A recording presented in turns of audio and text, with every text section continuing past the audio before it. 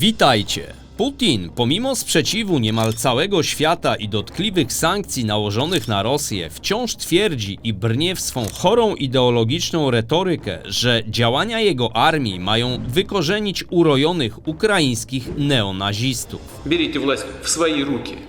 Похоже, нам с вами будет легче договориться, чем с этой шайкой наркоманов и неонацистов, которая засела в Киеве и взяла в заложники весь украинский народ. Prowadząc w rzeczywistości najbrutalniejszą od czasów II wojny światowej agresję militarną przeciwko swojemu i jednocześnie naszemu sąsiadowi, Ukrainie. W rzeczywistości zabijając niewinnych cywilów, w tym co najmniej 50 dzieci, rujnując Ukrainę i pośrednio zakładając pętle na szyję swojego społeczeństwa, doprowadzając do zapaści ekonomicznej. Rosyjska gospodarka skurczy się w tym roku co najmniej o około 15%.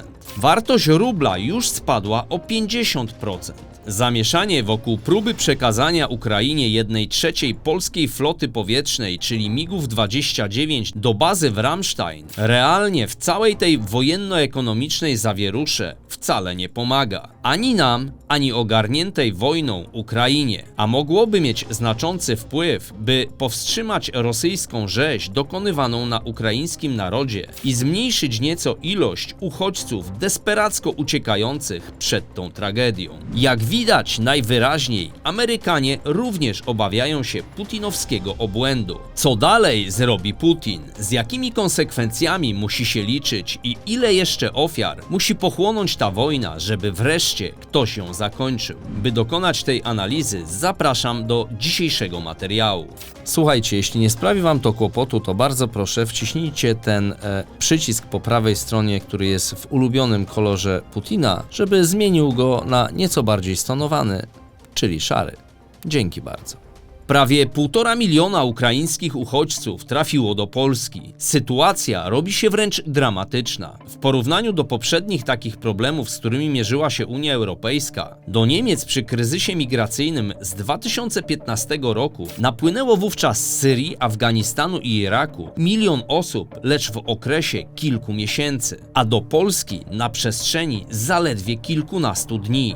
Co oczywiste, nadal będzie ich przybywać, bo bombardowanie miast, wiosek, szpitali, szkół, przedszkoli przez rosyjskie wojska wciąż trwa. Tak zresztą jak nieprzerwalnie i heroicznie walczy z rosyjskim najeźdźcą ukraiński naród. Ten konflikt militarny to nie tylko walki na froncie, ale również wojna informacyjno-medialna, gdzie na tej płaszczyźnie z całą pewnością wygrywa Ukraina. Pomijając, choć nie sposób to zrobić, postać Wołodymyra Załęskiego, który stał się niczym ikona bohaterstwa. Офису президента тут, прем'єр-міністр Шмигаль тут, Подоляк тут, президент тут.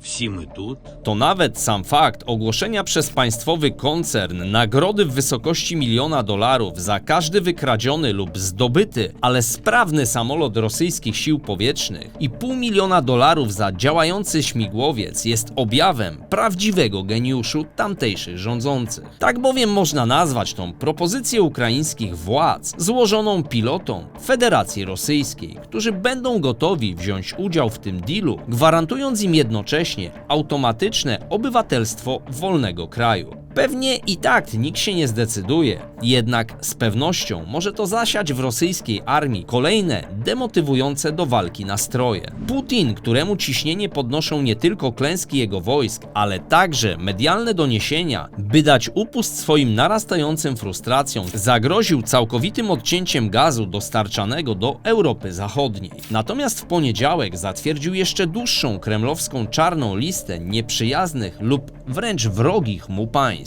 O tym, jak bardzo jest rozsierdzony, świadczy dobitnie fakt, że w zeszłym roku ostatecznie znaleźli się na niej jedynie Czesi i Stany Zjednoczone. Teraz do tego znienawidzonego wręcz grona dołączyła również Polska, Ukraina, Wielka Brytania, Kanada, kraje Unii Europejskiej i wiele innych państw, które widzicie właśnie na ekranie. Rosyjski przywódca niczym opętany wciąż w licznych swoich komentarzach, jak podczas ostatniego niby spotkania ze stewardesami Aeroflotu, próbuje o zgrozo usprawiedliwiać wojnę na Ukrainie, powtarzając w kółko, że stara się rzekomo bronić rosyjskojęzycznych społeczności przed ukraińskimi rosyjskimi prześladowcami, wprowadzając demilitaryzację i denazyfikację. Na marginesie ciekaw jestem, czy widział i słyszał wypowiedzi tych ludzi. Дякуємо цілому святу за те, що дбаєте о тим, що Україна звальчи tego wroga, tego moskala, tych ненависних бандитів. Niech żyje Україна! Слава героям! My message will be very short. It can happen with you in every home in Europe because nobody knows what what Putin want and where he will finish. So if you see it on media, it's not about somewhere else. You should feel that it's in your home as it is in my home. Czy on cały świat ma za głupków, czy może tylko cały swój naród, a sam uwierzył w swój wyimaginowany świat?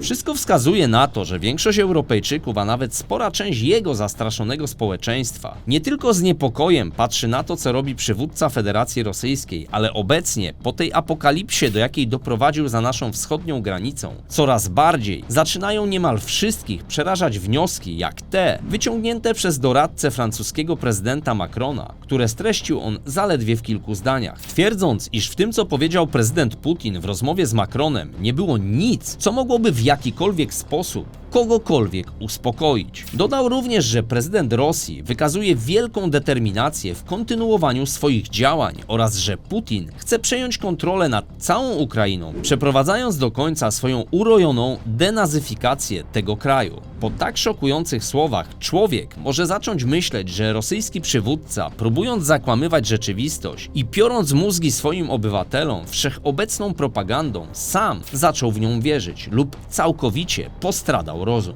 Bo jak inaczej można odbierać jego zapewnienia, że Rosja i Ukraina to jeden naród, skoro teraz morduje tych niewinnych ludzi kompletnie nie zważając i nie licząc się z ich cierpieniem, doprowadzając jednocześnie do upadku swojej własnej ojczyzny.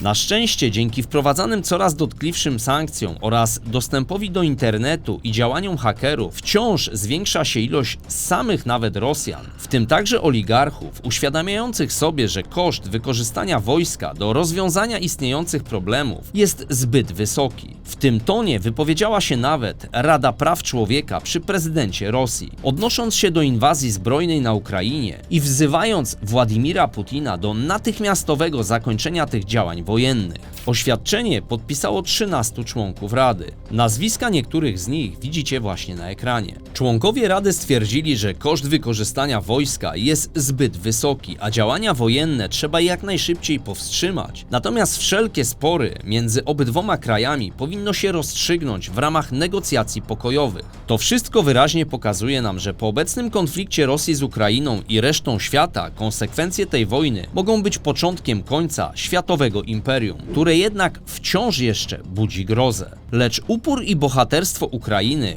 wielu światowym rządzącym uświadomiło, że to raczej gigant na glinianych nogach. Nie możemy oczywiście ujmować Rosjanom liczebnej i sprzętowej siły ich armii, ale nawet pomimo tragicznych w skutkach następstw działań na terenach należących do naszego ukraińskiego sąsiada, okazuje się, że ilość często nie idzie w parze z jakością. Nie traktujcie tego, broń Boże, jako mojej ostatecznej oceny faktycznej siły zbrojnej armii znienawidzonego chyba przez większość świata Władimira Putina, ponieważ wojna jeszcze się nie skończyła. Choć nie ukrywam, że bardzo chciałbym, patrząc na cierpienie tak wielu ludzi, by nastąpiło to nawet natychmiast. Miejmy jednak nadzieję, że ten ogrom krzywd wyrządzony nie tylko Ukraińcom, lecz pośrednio także Polsce i wielu innym krajom Europy i świata, ktoś bardzo boleśnie odpokutuje. To, czego możemy być niemal pewni, to to, iż Rosja tonie w kryzysie niczym jej żołdacy w przelanej krwi niewinnych ludzi mordowanych bez opamiętania na zlecenie Kremla.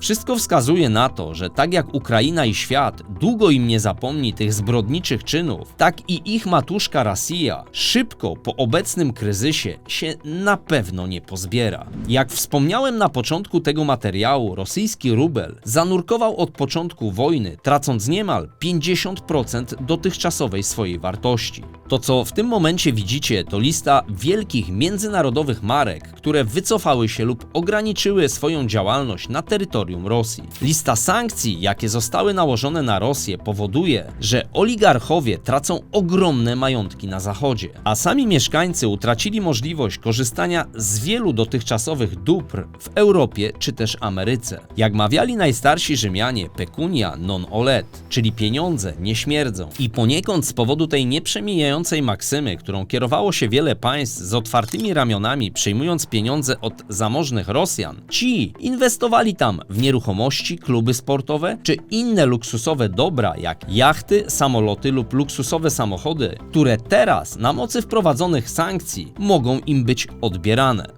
W taki właśnie sposób Igor Sieczyn, bliski współpracownik Putina, szef koncernu Rosneft lub Alisher Usmanow stracili z dnia na dzień swoje luksusowe jachty. Transparency International szacuje, że w samej Wielkiej Brytanii rosyjscy oligarchowie zgromadzili majątek o wartości 1,5 miliarda funtów, czyli ponad 8 miliardów złotych. Kolejne miliardy z Moskwy i Sankt Petersburga trafiały na francuskie lazurowe wybrzeże, Cypr czy do hiszpańskich kurortów. Nigdzie nie było widać, by ktokolwiek czuł się tym skrępowany, chociaż przecież wiadomo, że w Rosji od dawna jedynym źródłem dochodów są decyzje Kremla. Rosyjski Bank Centralny z uwagi na największy w historii wypływ zagranicznego kapitału musiał podnieść już i tak wysokie stopy procentowe z 9,5 do aż 20%. Co właściwie uniemożliwia wzięcie kredytu, a zarazem obciąża dotychczasowych kredytobiorców do tego stopnia, że ci mogą stać się niewypłacalni.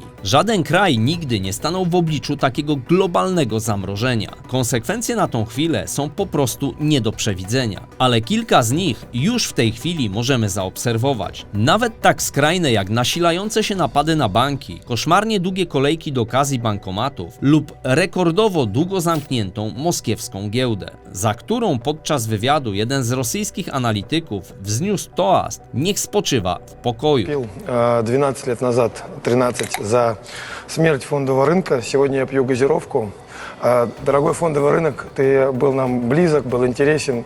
Покойся с миром, дорогой товарищ. Po nałożeniu na gospodarkę Rosji licznych sankcji, w tym wyłączeniu kilku rosyjskich banków z systemu finansowego SWIFT, rosyjska giełda przez cały tydzień nie została otwarta. Wielu ekspertów wskazuje, że z tamtejszą gospodarką będzie jeszcze gorzej. Rosyjskie spółki są ciągle usuwane z zagranicznych indeksów, a moskiewska giełda została wyrzucona z Federacji Europejskich Giełd Papierów Wartościowych. Setki tysięcy osób niemal codziennie protestuje przeciwko kremlowskim decyzjom. Jednak wszystkie próby okazywania jawnego sprzeciwu przeciwko wojnie na Ukrainie są szybko pacyfikowane przez tamtejszą policję lub wojsko, bez względu na wiek uczestników. Trzon protestów stanowią politycznie zaangażowani młodzi ludzie, którzy mają dość Putina. Tylko w ostatnich dniach zatrzymano kilka tysięcy osób, pomimo prowadzenia kary 15 lat więzienia za przejawy nieposłuszeństwa wobec władzy, a konkretniej Putina lub dosadniej Putlera. Zmiany w tamtejszym prawie, sukcesywnie wprowadzane od 1990 roku, mające ograniczyć wolność słowa, mediów i swobód obywatelskich, sprawiły po ostatniej ustawie zakładającej 15 lat łagrów za tzw. rozsiewanie fake newsów, że z Rosji wyniosło się większość zagranicznych mediów i reprezentujących je dziennikarzy, w tym po 25 latach korespondent Andrzej Załucha. Я за Путина. Я хочу вам показать несколько... Я за Путина. Я поняла. Даже не буду смотреть фотографии. Ну вот это вот Ничего этому не... русскоязычных Я за городах, Путина. Харьков, Киев. Нет, ну расскажите о своей позиции. Я за Путина. Я за Путина, я во всем за него. Да, Киев никто не бомбит, я этому не верю. Вообще я считаю, что Путин, наверное, умный человек и знает, что делает, поэтому у меня нет какого-то негатива к этому. Значит, tak надо. A zatem Rosja może pójść w dwie strony. Jedną z nich jest upadek reżimu, natomiast drugą totalne międzynarodowe odizolowanie. Musimy jednak mieć pełną świadomość, że światowa gospodarka była i jest niczym naczynia połączone i niestety praktycznie wszyscy odczujemy obecne zmiany i próby odsunięcia Rosji na boczny tor. Wystarczy spojrzeć na ceny paliw, kurs złotówki lub podniesione o kolejne 3/4 punktu procentowego stopy, co przeniesie się na kredytobiorców o mniej więcej 150 zł wyższe najpopularniejsze w Polsce kredyty. To pokazuje nam dobitnie, jak bardzo Polska i inne kraje europejskie były uzależnione od pozytywnych relacji ekonomicznych z tym krajem. Chociaż rosyjska strategia geopolityczna stawia ją w sprzeczności z Zachodem, Rosję należało dotychczas postrzegać jako zintegrowanego członka światowej gospodarki. Tylko 12 krajów na świecie mogło się poszczycić większym, całkowitym eksportem. Na dodatek było to też jedno z państw posiadających największe PKB na świecie. Rosja była dla wielu krajów, w tym również dla Polski, głównym dostawcą najważniejszych surowców energetycznych, czyli ropy, gazu i węgla. Dla krajów Bliskiego Wschodu i Afryki stanowiła podstawowe źródło importu zbóż. Nałożone do tej pory sankcje są więc również problemem o skali globalnej. Dlatego na przykład Amerykanie zaczęli szukać alternatywnego rozwiązania dla rosyjskiej ropy, rozpoczynając rozmowy chociażby z Wenezuelą czy z nienawidzonym Iranem. Już sam fakt przejęcia Krymu był oznaką krótkowzroczności i głupoty. Rosjanie w ciągu 2 lat od napaści na Krym zmniejszyli swoją gospodarkę o 46%. W tym roku, uwzględniając jedynie sankcje, które już obowiązują, czyli SWIFT oraz brak dostępu do zachodnich technologii, w tym chociażby procesorów Intela, mówi się o recesji, tak jak już wcześniej wspomniałem, mogącej sięgnąć aż 15%. Jedynym aspektem, który jeszcze w jakikolwiek sposób ratuje rosyjską gospodarkę przed całkowitym upadkiem, jest fakt, że Centralny Bank Rosji ma ogromne rezerwy walutowe sięgające 640 miliardów dolarów i tradycyjnie reguluje poziom kursu rubla. Jednak po zamrożeniu aktywów i kont tego najważniejszego bankowego organu Rosji, jedyne co zostało to 127 miliardów dolarów oraz 70 miliardów dolarów w gotówce. Dla porównania Narodowy Bank Polski dysponuje rezerwami dolarów na poziomie 160 miliardów, lecz Polska ma zdecydowanie mniejsze potrzeby, nawet ze względu na liczebność i powierzchnię naszego kraju. W ciągu najbliższych 12 miesięcy rosyjskie banki i firmy będą musiały spłacić ponad 100 miliardów dolarów zadłużenia, a to tylko część z rosyjskich długów. To jednak wcale nie powstrzymuje cara Władimira brnącego dalej w groźby kierowane pod adresem Zachodu, w których wręcz straszy, że wprowadzenie strefy zakazu lotów nad Ukrainą będzie rozumiane jako wypowiedzenie wojny. Но любое движение в этом направлении будет нами рассматриваться как участие в вооруженном конфликте той страны, с территории которой будут создаваться угрозы для наших военнослужащих. Nawet fakt wskazujący na to, że armia Rosji jest kiepsko przygotowana i zbyt przestarzała na otwarty konflikt z NATO, czego dowodem mają być słabe postępy na froncie i na szczęście liczne klęski putinowskiej armii, która utraciła naprawdę dużą ilość sprzętu, oczywiście w dużej mierze dzięki ogromnemu zmotywowaniu i bezprecedensowej woli bohaterskiej walki ukraińskiego narodu, którego wojska, pomimo ciągłych braków w sprzęcie, są zdolne nawet do kontrofensyw, nie robią najwyraźniej na putlerze aż takiego wrażenia, skoro nie wyciąga z tego właściwych wniosków. Pewnie dlatego świat boi się rosyjskiego atomu i nieobliczalności Putina. Co więcej, niezależna grupa badawcza tuż po inwazji Rosji na Ukrainę przeprowadziła sondaż, żeby ocenić poparcie społeczeństwa dla działań militarnego rozwiązania konfliktu z sąsiadem. I okazało się, że aż 58,8% respondentów popierało wojnę, a 34% było jej przeciwne. Według wyników badania agresja poprawiła nawet notowania Władimira Putina. Ciekaw jestem tylko, czy teraz, po tym jak wielu z nich straciło 50% swoich oszczędności, a oligarchowie miliardy dolarów nadal tak optymistycznie podchodzą do działań swojego przywódcy. Warto tutaj zwrócić uwagę na jeszcze jeden ważny aspekt, a mianowicie to, że 3/4 samolotów używanych przez Rosję wyprodukowane zostało w Europie lub Stanach Zjednoczonych. W większości są to maszyny Boeinga lub Airbusa, a nawet te stricte rosyjskie samoloty potrzebują niektórych zachodnich części.